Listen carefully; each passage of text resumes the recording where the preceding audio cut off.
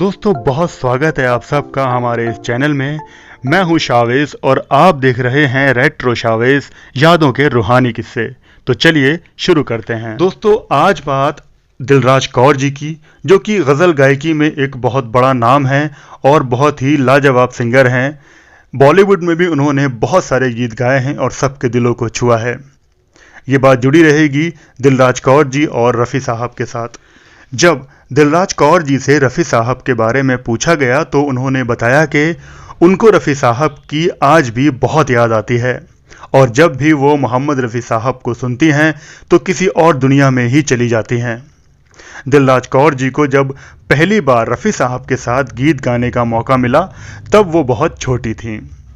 जब उनसे कहा गया कि आपको मोहम्मद रफ़ी साहब के साथ एक डुएट सॉन्ग गाना है तो वो अपने पापा जी से बोली कि ये वही मोहम्मद रफ़ी साहब हैं जिनके गाने हम अक्सर सुनते हैं, जिनका इतना नाम है।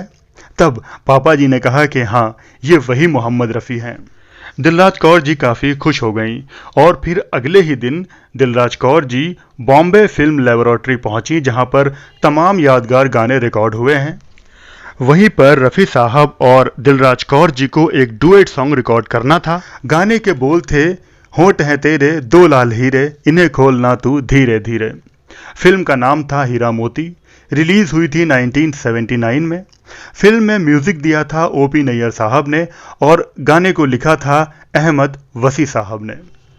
तो जब रफ़ी साहब रिकॉर्डिंग स्टूडियो में आए और पहली बार दिलराज कौर जी ने जब उनको देखा तो वो बहुत एक्साइटेड हो गई थी। इतना बड़ा सिंगर आज उनके सामने खड़ा था। दिलराज जी का कहना है कि रफ़ी साहब बहुत सादे और संजीदा किस्म के इंसान थे और उनके बारे में एक बात और बहुत ही फेमस थी, वो टाइम के बहुत पंक्चुअल थे। लोग कहते थे कि घड़ी मिला लो, टाइम मिला लो, रफ़ी साहब की एंट्री हो गई है।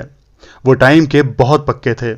तो जब इस गाने की रिकॉर्डिंग कंप्लीट हुई, होंठ हैं तेरे दो लाल हीरे, उसके बाद जब इस गाने को रफ़ी साहब और दिलराज कौर जी ने सुना तो रफ़ी साहब अचानक बोल पड़े कि देखो देखो मेरी आवाज़ सुनो, अल्लाह ने कैसी आवाज़ दी है मुझे, उसने मुझे ये नूर दिया है, वरना मुझे कौन जानता। दिलराज कौर जी ने जब ये सुना तो उनके रोंगटे खड़े हो गए और वो सोचने लगी कि इतनी ऊंचाई हासिल करने के बाद रफ़ी साहब जैसी शख्सियत उन्होंने आज तक नहीं देखी। रफ़ी साहब की ज़ुबां पर हर वक्त खुदा का नाम रहता था, शायद इसीलिए अल्लाह ने उनको अपने पास इतनी जल्दी बुला लिया।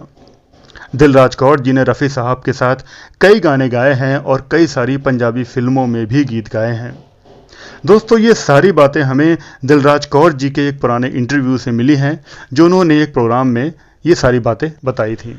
तो बस यही था आज की वीडियो में दोस्तों। अगर अच्छा लगा हो तो लाइक ज़रूर करना। अगर मेरे चैनल पर आप नए हो तो सब्सक्राइब ज़रूर करना ऐसे ही और वीडियो देखने के लिए। तब तक अपना ख्याल रखिए, फिर मिलता हूँ किसी और वीडियो में। Thank you very much.